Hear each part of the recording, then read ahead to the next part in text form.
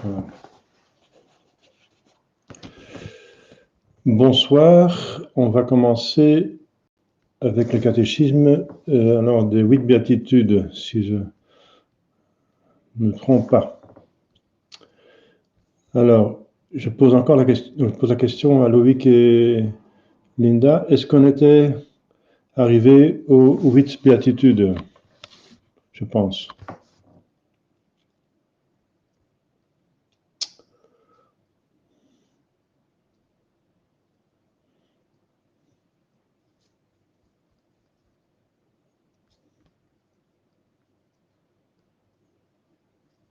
Voilà, d'accord. Alors, les 8 béatitudes, elles viennent après les vertus et les vices. Les 8 béatitudes sont encore des exhortations de notre Seigneur Jésus-Christ lui-même dans les saints évangiles. Donc il s'agit de vertus très importantes, puisqu'elles donnent des béatitudes, ça veut dire le ciel, et même des avantages sur terre, mais surtout le ciel. La béatitude est surtout dans le ciel. Sur terre, elle consiste dans une bonne conscience et d'autres avantages, éventuellement une bonne santé, parce que la vertu donne une bonne santé, c'est le vice qui ruine la santé. Mais c'est pas garanti, donc la garantie se trouve surtout après la mort. Ici sur terre, on accepte les croix. Mais voilà, on parle quand même de béatitude parce qu'effectivement, elle donne le ciel plus certainement, elle nous aide à aller plus certainement au ciel.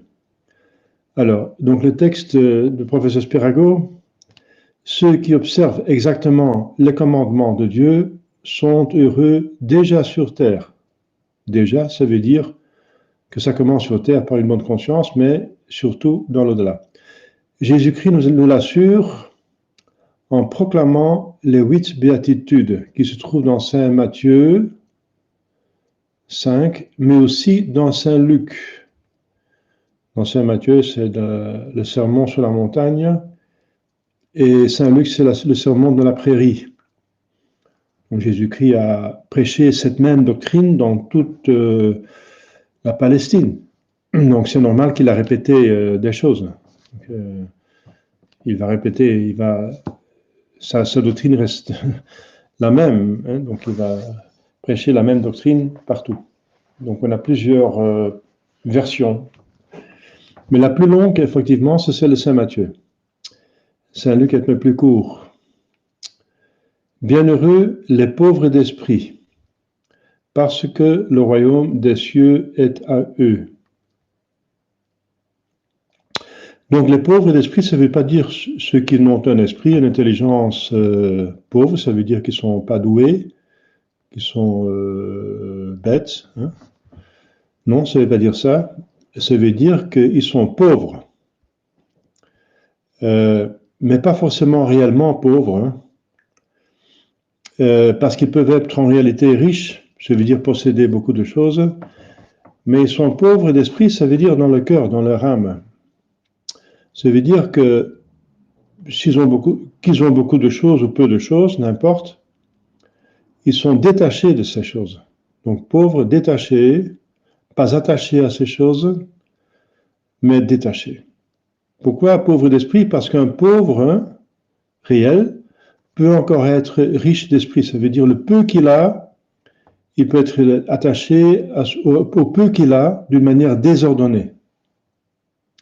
Et par contre, des hommes riches peuvent être tout à fait détachés à toute leur richesse et qui vivent pauvrement, comme Saint Louis, le roi Louis, qui avait un habit simple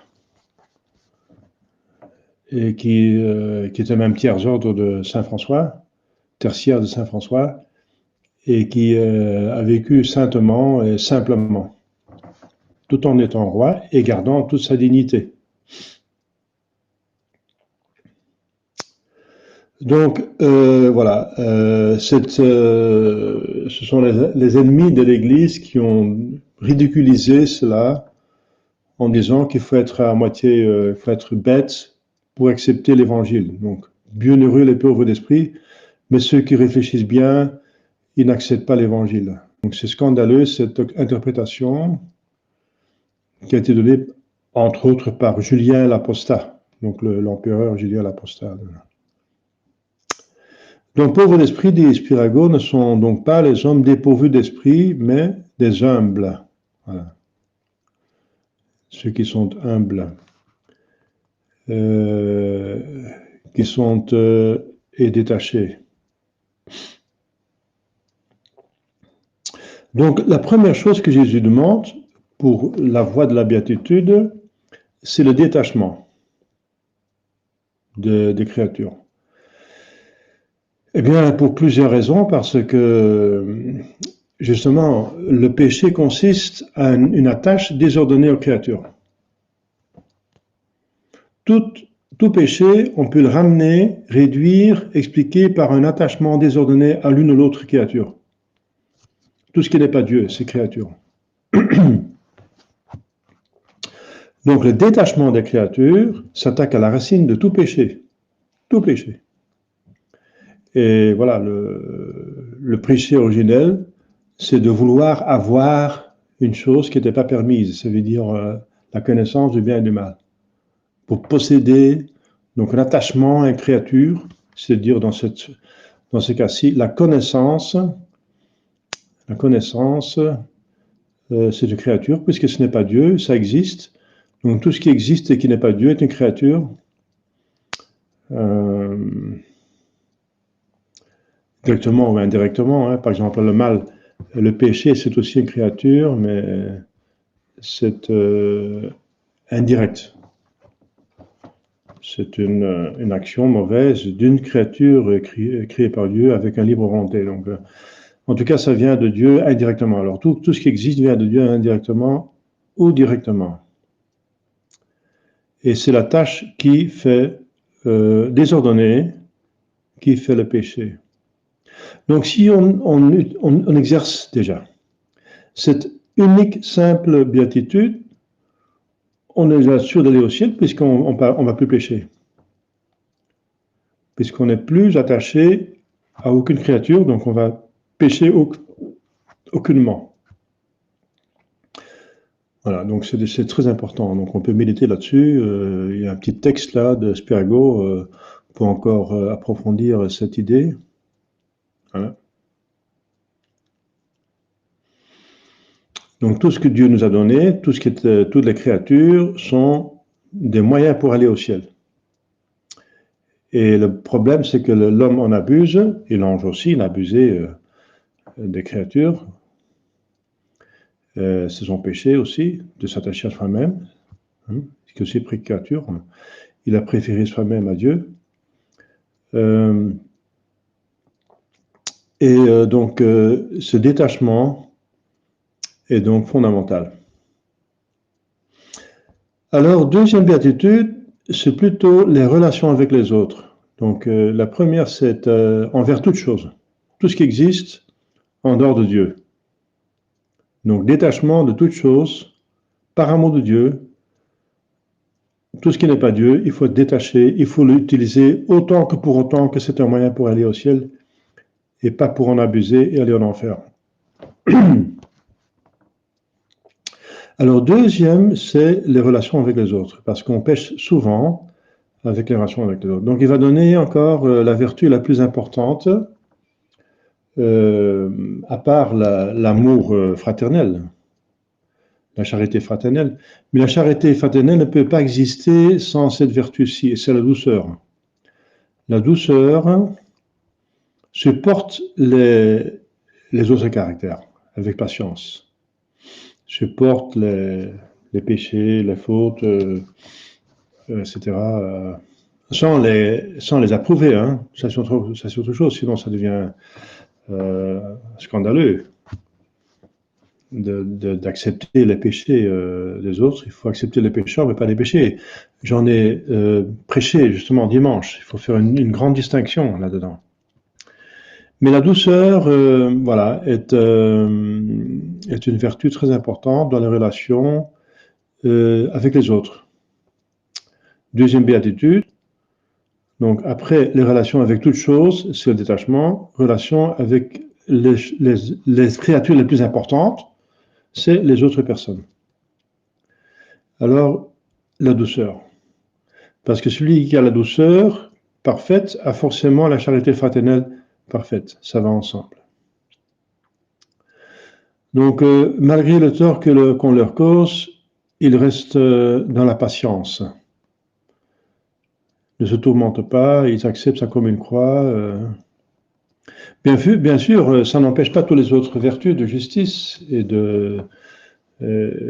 voilà. Quand on a une responsabilité, on est parent, il faut éduquer les enfants, on est instituteur, institutrice, on est policier, on est juge, bien sûr, il faut encourager le bien et décourager le mal et punir le mal. Hein. Si on ne punit pas le mal, ayant l'autorité, on pêche encore et ça peut être un péché grave. Par exemple, dans l'Ancien Testament, le prêtre Élie a été tué parce qu'il n'a pas réprimandé ces garçons qui faisaient une mauvaise liturgie. Dans les sacrifices que les fidèles apportaient à Jérusalem, au lieu de prendre les offrandes qu'on ont offertes à Yahvé et ensuite sont distribuées aux prêtres et aux autres, ils prenaient des parties du sacrifice avant que ce soit donné en sacrifice. Et cru, donc la viande crue. C'était contre les rubriques de la liturgie, les prescriptions, et ça scandalisait les gens, et ça diminuait la ferveur et la dévotion parmi les gens, donc c'est un péché grave. Et Élie, le sachant, le grand prêtre ne réprimandait pas ses fils, et il a été tué par Dieu pour cela. Donc la douceur ne veut pas dire qu'on est doux envers le péché, mais envers tout homme. Et que le pécheur, il faut être doux, mais la douceur ne veut pas dire qu'on l'envoie en enfer, qu'on ne va pas essayer de le corriger, parce que la correction fraternelle, c'est encore une œuvre de miséricorde.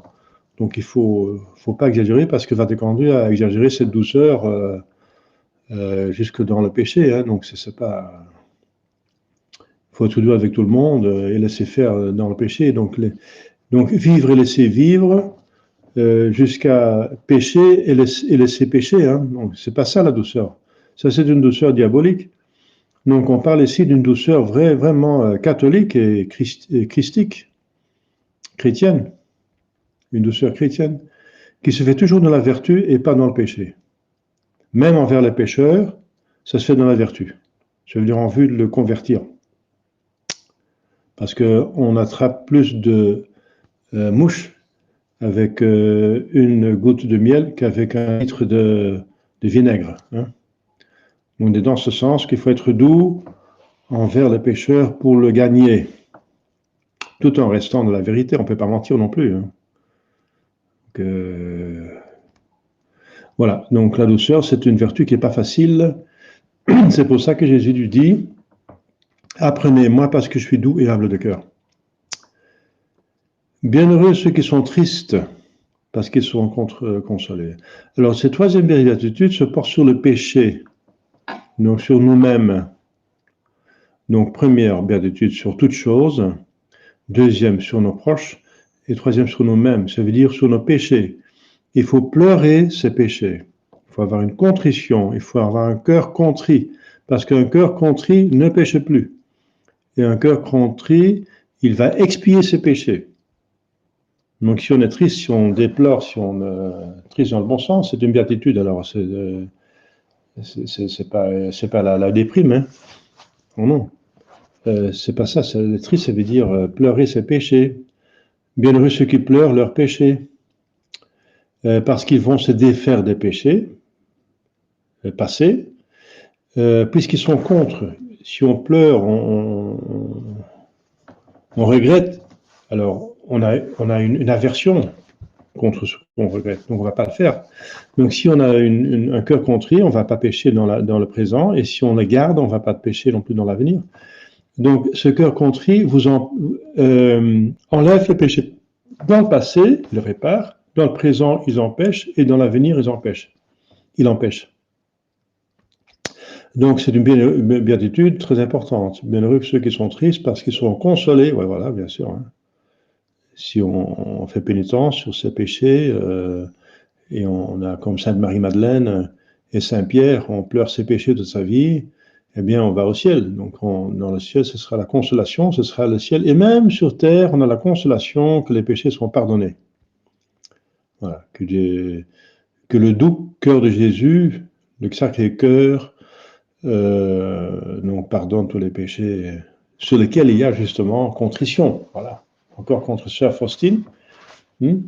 Et Vatican II, qui, j'en ai parlé encore en sermon, et qui pense que Dieu va pardonner les péchés, même si on ne parle pas de repentance, de regret. Voilà. On demande miséricorde sur tout le monde entier, sans de parler de contrition, de réparation, de conversion, etc. Donc de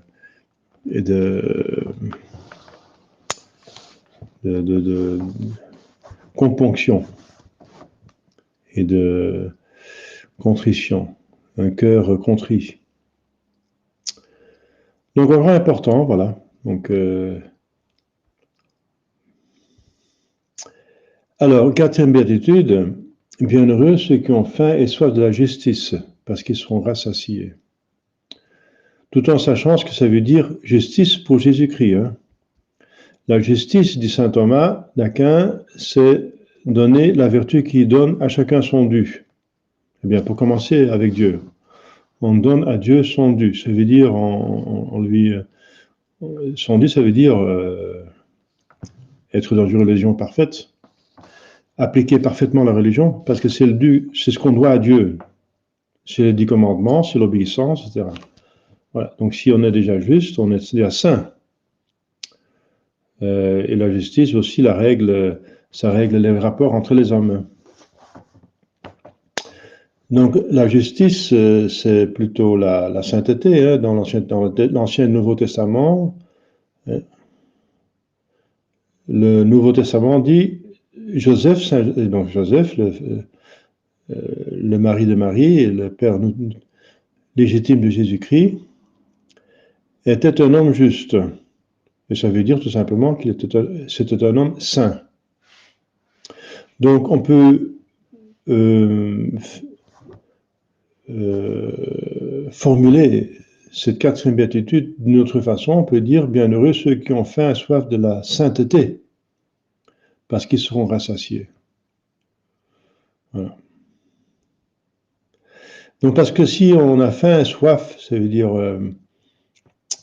faim et soif, comme faim et soif, bien sûr, parce que la justice, c'est pas la nourriture et pas la boisson.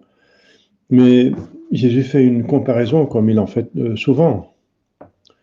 Donc, il faut chercher la justice et la sainteté comme on cherche la boisson et la nourriture pour se tenir en vie. Si on ne cherche pas la boisson et la nourriture pendant un jour, certains jours, ou plusieurs jours, ou plusieurs semaines, alors on risque de mourir. Donc on va le chercher avec toutes nos forces, parce que l'instinct de survie est le plus fort. La plus grande force est l'instinct de survie. Donc il faut chercher la justice comme on cherche la nourriture et la boisson quand nous sommes affamés.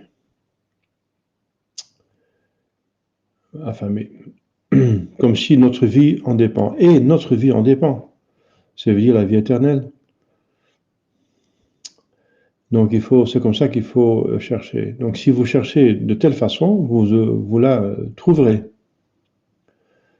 Ceux qui ont faim et soif de la justice. Donc il faut chercher et vous trouverez. Et vous serez rassasiés. Voilà. Rassasiés parce que Jésus se laisse trouver et ce qu'il donne est infini. On voit de ça à la communion, par exemple. À la communion, il donne soi-même, il donne Dieu. À la communion, on reçoit Dieu. Alors, qu'est-ce qu'on peut? On a tout avec Dieu. Tout. De façon à ce que Hermann Vance, un petit garçon qui est mort en odeur de sainteté, il disait une seule communion suffit pour aller au ciel. Bien sûr, parce qu'elle donne Jésus et elle donne tout. À condition que nous avons les bonnes dispositions pour recevoir Jésus d'une manière comme il faut, optimale, alors on a tout pour aller au ciel, c'est sûr. Alors, cinquième béatitude, bienheureux les miséricordieux, parce qu'ils obtiendront la miséricorde. Ça, c'est encore un point très sensible de Dieu. Hein. Il va répéter ça souvent, il va par exemple dire ça dans le Pater, pardonne-nous nos offenses comme nous pardonnons à ceux qui nous ont offensés. Et soyez miséricordieux pour que vous soyez faits, que vous soyez faits de miséricorde. Donc il faut être miséricordieux, ça veut dire avoir cœur, corps, pour la misère des autres. Donc avoir pitié, une bonté qui se penche vers les misères des autres, de ses proches. Comme Dieu s'est penché vers la misère de l'homme, il a tiré du néant. Le néant, c'est le plus grand, une grande misère, hein, ne pas exister. On n'existe même pas, alors qu'est-ce que vous voulez, c'est la plus grande misère, presque. À part les péchés mortels, c'est encore plus grand, parce que alors, il vaut mieux de ne pas exister que d'être en péché mortel et d'être en enfer. Mais à part ça, ne pas exister, c'est la plus grande misère. Eh bien, Jésus, justement, il a pris soin de ces deux misères. Il nous a tirés de néant par la création, il nous a tirés du péché mortel par la rédemption. Donc c'est une miséricorde infinie, incroyable, divine, qui n'a pas de borne. Aussi nombreux puissent être les péchés, il y a miséricorde toujours pour le cœur contrit. Eh bien, de même façon, on doit être miséricordieux envers les autres. Jésus en parle dans une parable. Dans une parable. Il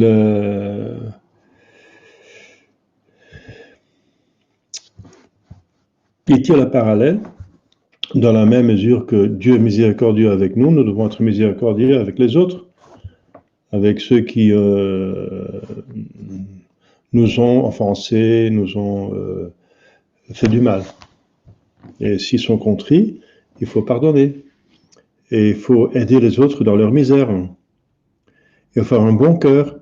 Si on a un bon cœur envers les autres pour les aider dans leur misère, Dieu va certainement nous aider aussi et nous pardonner beaucoup plus facilement nos péchés à nous. Donc c'est encore une très grande vertu, la miséricorde. Dieu est très sensible à cela, très sensible. Il veut que nous soyons envers les autres comme il, lui, est avec nous. Voilà.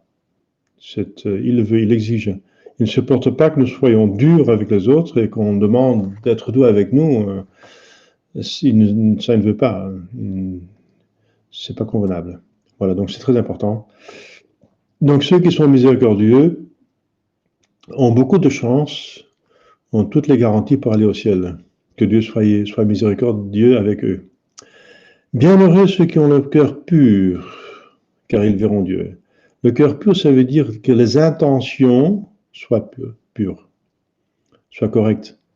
Le cœur, c'est à l'intérieur, donc c'est que les intentions, dans tout ce que nous faisons, les intentions sont pures, sont correctes, sont bonnes, les bonnes intentions. Parce qu'on peut faire des bonnes œuvres avec de mauvaises intentions. Hein? Jésus en parle, il donne l'exemple de certains pharisiens qui donnaient beaucoup d'argent ou des riches pour être vus, mais pas pour faire la bonne œuvre, mais pour avoir une bonne réputation, pour être loués par les hommes. Et Jésus dit, ils ont déjà reçu leur récompense. Il y a d'autres personnes qui veulent faire du bien aux autres pour avoir des avantages, pour former des partis politiques ou des groupes. Ils aident des gens dans la misère pour qu'ils votent pour eux, etc. Donc, c'est avec un but de gloire et d'honneur et de pouvoir. C'est pas tellement pour aider les gens, mais pour acheter leur vote, par exemple. Donc, il y a plein d'exemples, malheureusement. Donc, le cœur pur. Ça veut dire l'intention à l'intérieur, le cœur à l'intérieur, on le fait pour Dieu, pour le bien, pour le bien, pour le bien de Dieu, la gloire de Dieu et le salut des âmes, pour, voilà, avec une bonne intention. Car ils verront Dieu. Oui, ils verront Dieu. Et voir Dieu, pour voir Dieu, il faut être pur. Pour entrer au ciel, il faut être pur.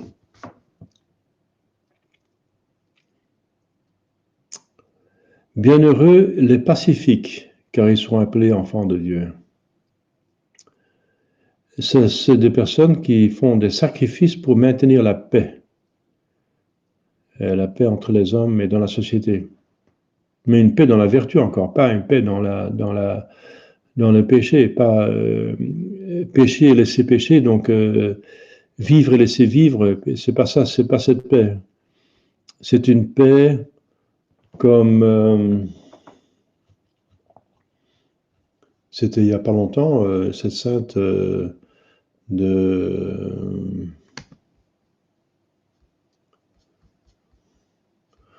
on l'a vu récemment, Sainte Élisabeth de Portugal, voilà. C'était hier. Eh bien, c'est un bel exemple d'une personne qui a porté des paix, donc arrêté des rixes et des disputes entre familles par son intervention.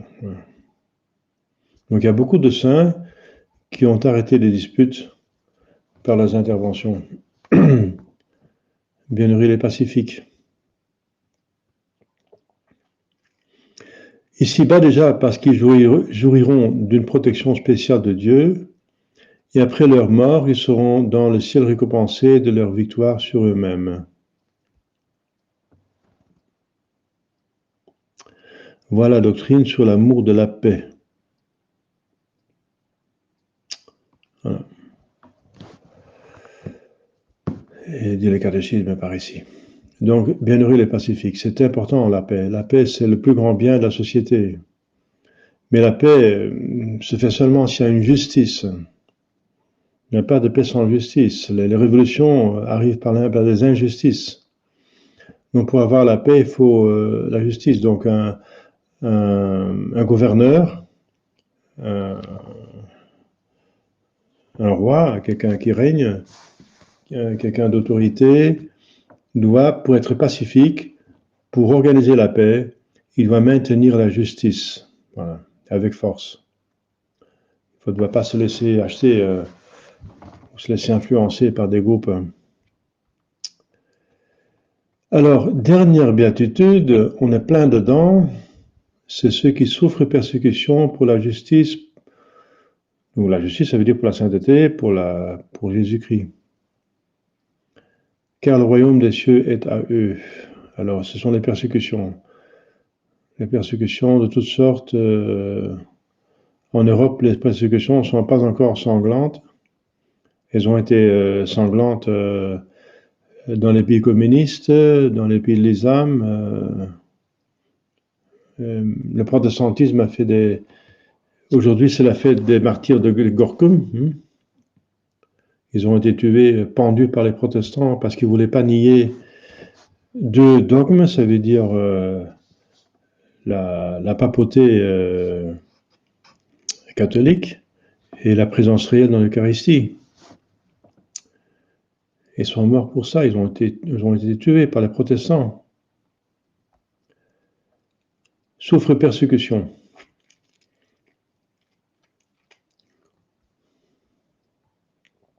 Alors, on souffre persécution, nous, personnellement, voilà, je n'ai plus d'église, j'ai plus accès à une église, quoique je suis catholique, prêtre validement ordonné, je ne suis pas hérétique et pas schismatique, et je n'ai pas d'église, accès à une église. Donc c'est une persécution qui est injuste. Et il y a beaucoup de gens dans mon cas. Tous ceux qui ont gardé la foi sont plus ou moins persécutés. Voilà, donc il faut, comme dit le texte aujourd'hui de l'Évangile, il faut garder la patience dans les persécutions et faire confiance à Dieu et faire son possible. Il ne faut pas chercher la martyre, mais une fois qu'il se présente, il ne faut pas le refuser, mais il ne faut pas le chercher non plus. Donc, il y a deux parties dans l'Église pendant un temps de persécution. C'est une partie de l'Église qui sera tuée, martyrisée, et l'autre partie qui doit bien survivre, sinon l'Église s'arrête. Donc il faut forcément deux parties. Il faut essayer de faire partie de la deuxième, mais si Dieu vous appelle à la première, voilà, il y a une grande gloire. Hein. Donc c'est une grande gloire. Donc il faut être patient dans les épreuves. C'est la 8e béatitude, être patient. Patient dans les persécutions. La patience. Voilà. Alors il ajoute, Spirago, les mondains, les gens du monde, regardent comme insensés ceux que Jésus-Christ proclame bienheureux. Oui, bien sûr. Commencer par les pauvres d'esprit. Hein. Le monde dit qu'il faut avoir des richesses, et de plus en plus des richesses, et qu'il faut même convoiter les richesses des autres. C'est le communisme et le socialisme. Ce qui est à l'autre est à moi. Donc, il ne faut pas être content de ce qu'on a, il faut encore essayer d'avoir ce qui est à un autre, aux autres, etc. La douceur, c'est une faiblesse. Ceux qui sont tristes, ils gâchent leur vie, selon le monde. Soit la justice, c'est exagéré. Ce sont des fous des cinglés, hein, des cinglés. Hein. Ils ont la folie religieuse, ils disent. Hein. Alors, les miséricordieux, c'est encore exagéré aussi. Ils s'occupent des autres, au lieu de s'occuper de se faire plaisir, de chercher le plaisir. Voilà. Le cœur pur, bon, ça pour eux, ça gâche leur vie aussi, parce que ça gâche tout péché, alors il est plus possible de pécher. Les pacifiques, oui, ça demande trop d'efforts aussi, trop de sacrifices. Et la persécution, il n'y a pas question de se laisser persécuter pour Jésus. Hein. Ça ne vaut pas la peine pour eux. Donc les mondains trouvent ça insensé. Voilà. Ben, ça, c'est l'esprit du monde et de Satan. Alors, on va arriver maintenant à la troisième partie. Donc, je vais voir s'il n'y a pas de questions sur les 8 béatitudes. Les 8 béatitudes sont très riches. On peut prêcher une retraite là-dessus. Hein. On peut essayer d'approfondir. Voilà. Là, il y a des personnes avec des questions. Voilà. Donc, essayez d'approfondir les 8 béatitudes, d'y réfléchir, parce que justement, Jésus les donne comme des vertus les plus importantes, donc il faut réfléchir. Si ces vertus sont les plus importantes selon Jésus, il faut essayer de les appliquer dans notre vie concrètement. Hein. Concrètement, vous voyez un petit peu où ça manque dans notre vie, où il y a un manque quelque part. Est-ce qu'on n'est pas assez miséricordieux? On pense trop à soi-même, on n'a pas le cœur dur quelque part. Est-ce qu'on n'est pas trop dur avec les misères des autres? Ou ah non, la première. Est-ce qu'on n'est pas attaché à quelque chose de manière désordonnée? Ça, c'est magnifique comme exercice. Est-ce c'est le todo nada de Saint Jean de la Croix. Le nada, pas d'attache à la créature, et todo pour Dieu, tout pour Dieu. Non, il est devenu saint par ça. C'est la première béatitude, c'est la béatitude de Saint Jean de la Croix. Hein. Alors, c'est déjà un bon examen de conscience de faire, après les examens sur les 10 commandements et les 5 commandements de l'Église, bien sûr, et sur le devoir d'État, est-ce que demander à Dieu, soyez aussi correct avec vous-même, honnête, sincère, et si vous êtes encore aveugle, parce qu'on ne voyez pas la poutre qui est dans votre œil, hein, comme Jésus le dit, parfois on ne voit pas la poutre, alors demandez à Dieu, l'Esprit Saint, de vous éclaircir. Demandez à Dieu, donnez-moi la lumière, montrez-moi, Dieu, à quoi je suis attaché de manière désordonnée, et donnez-moi la force pour m'en défaire sans pitié, directement, totalement, définitivement. Voilà, la force. Si on exerce ça, ce petit exercice, qui demande un grand effort parfois, hein, bien sûr, eh bien, on est déjà ça, hein, on est déjà dans la voie de sainteté, voilà, bien heureux. Voilà. On est sur la route du ciel. Alors, ceux qui sont d'où? Les relations avec les autres. Est-ce que mes relations avec les autres sont parfaites ou pas? Il y a encore des choses à corriger.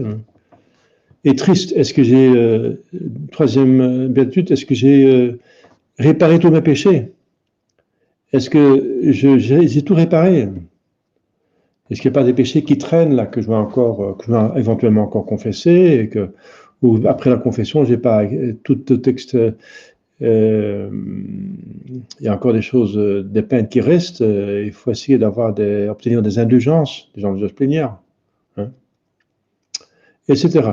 Soit de la justice, oui, voilà. Est-ce que je tends vers la sainteté ou est-ce que je suis content avec une vie médiocre? Je ne fais pas de péché mortel, c'est déjà bien. Comme dit commandement, ce sera donc une vie bien bourgeoise, moyenne, une bonne moyenne, mais c'est pas vraiment réchauffant, hein. C'est pas vraiment le feu de l'amour. Et donc Jésus demande plutôt un feu, hein. Faim et soif de la justice, est-ce que j'ai faim et soif, est-ce que je cherche à être saint? Je cherche vraiment après la sainteté comme quelqu'un qui est affamé, assoiffé et cherche la boisson et la nourriture, hein. Je dois chercher parce que si on cherche, on trouve. Si vous cherchez à être saint, vous serez saint, hein, parce que tout le monde est appelé à une sainteté appropriée à son être. La miséricorde, voilà. La dureté, est-ce qu'on n'est pas trop dur avec certaines personnes, n'est-ce pas? Le cœur pur, les intentions. Alors, tout ce que je fais, est-ce que je cherche vraiment toujours Dieu et le bien commun, ou je cherche un petit peu un avantage quelque part, hein, en même temps, hein, combiner. On va compromission, on va faire un petit compromis, hein. Est-ce que j'ai le cœur pur? Est-ce que tout ce que je fais, c'est vraiment, est-ce que dans tout ce que je fais, je cherche la plus grande gloire de Dieu et le seul des âmes, de mon âme? Dans tout ce que je fais. Ben, c'est un bel exercice. C'est magnifique. C'est encore conseillé par Saint Jean de la Croix, cet exercice. Il s'est inspiré sur la doctrine de Jésus-Christ, bien sûr. Les pacifiques, ah voilà. Donc ne pas se disputer pour rien, n'est-ce pas? Supporter les maux des autres, les fautes des autres, être pacifique, être une longanimité, une patience, une douceur, hein, pacifique. Et voilà. Et là où il y a des disputes, essayer de consoler, accorder, harmoniser les parties. Il y a parfois beaucoup de disputes dans les familles sur les héritages. C'est horrible, n'est-ce pas? Ça peut aller jusqu'à la haine et qu'au péché mortel. Alors, la huitième, est-ce que je suis toujours patient dans les persécutions? Est-ce que je suis patient? Voilà.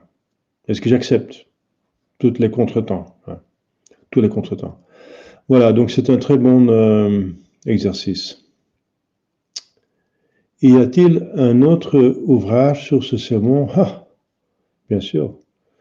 Mais la plupart des pères de l'Église presque tous les pères de l'Église ont commenté cela, n'est-ce pas? Les pères de l'Église, le plus grand travail des pères de l'Église, c'est le commentaire des Écritures saintes, et surtout des Évangiles. Disons, pratiquement tous les pères de l'Église en ont parlé.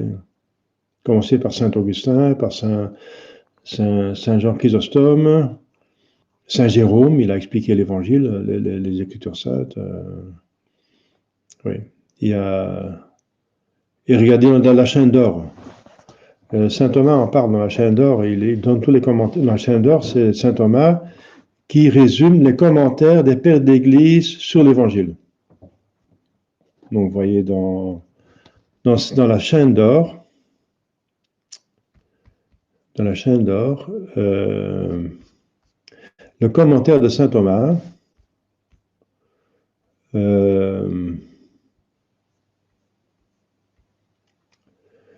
de Saint Thomas sur Saint Matthieu 5, 3 à 10. Voilà. où Jésus parle des 8 béatitudes. Donc là, saint Thomas donne tous les commentaires, tous les pères d'église qui en ont parlé de ça. Alors, vous voyez, il donne référence. Donc, allez voir dans la référence des pères d'église qu'il donne. Je vous dis, presque tous les pères d'église ont parlé de ça, parce que c'est un des parties les plus importantes de la doctrine de Jésus-Christ. Et puisque les pères d'église ont commenté les évangiles de Jésus-Christ, ils ont forcément, pratiquement tous, commenté les 8 béatitudes. En plus des saints, il y a beaucoup de saints qui ont parlé de ça. Donc c'est très facile. Vous savez, les pères d'église, vous trouvez ça sur jésusmarie.com, je pense. Je pense que vous le savez. Hein. jésusmarie.com, c'est un site qui on peut télécharger plus de 2000 ouvrages. Il y en a pas mal de saints. Voilà. Donc, alors, on va continuer. Oui, le père Calmel, voilà. Le père Calmel. Un père Calmel, c'est un père dominicain du XXe siècle, qui a encore écrit contre le Vatican II. Le père Calmel. Et il a écrit un ouvrage, un commentaire des béatitudes. Très bien. Là, vous trouvez tout ce qu'il faut parmi les pères de l'Église et parmi plusieurs saints. C'est normal. Voilà, alors il y a une troisième partie.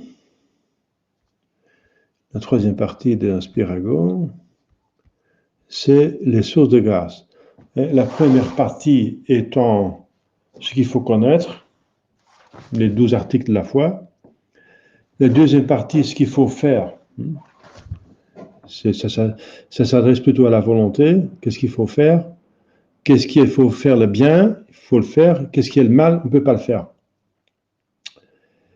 Et alors, mais on est faible, notre intelligence a été obscurcie et notre volonté tournée vers le mal et viciée par les péchés originels. Donc, on a besoin d'aide pour bien penser et pour bien agir et pour bien vouloir. C'est pour ça qu'il y a des sources de la grâce. La grâce sont les aides de Dieu en vue de la rédemption. Voilà. Donc, j'ai parlé 42 minutes. On s'arrête, je vais rater l'enregistrement ici. Voilà. Alors,